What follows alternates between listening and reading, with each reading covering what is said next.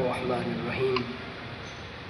اگر کوئی آدمی سورۃ فاتحہ کی ایک آیت کو مکرر پڑھ دیتا ہے، یعنی الحمدللہ رب العالمین، اس حصے کو 2 بار پڑھ دیتا ہے، تو آیا اس آدمی پر سجدہ سہو لازم ہوگا یا نہیں ہوگا؟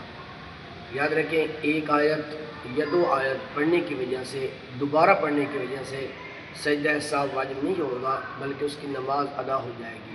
وجہ کیا ہے؟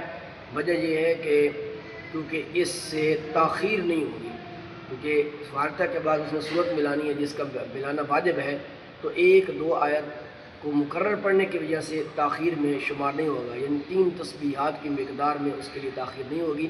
جب 3 تسبیحات کی مقدار کی تاخیر نہیں ہوئی ایک آیت کو دوبارہ پڑھنے کی وجہ سے، تو لہذا اس صورت میں سجدہ سہو واجب نہیں ہوگا۔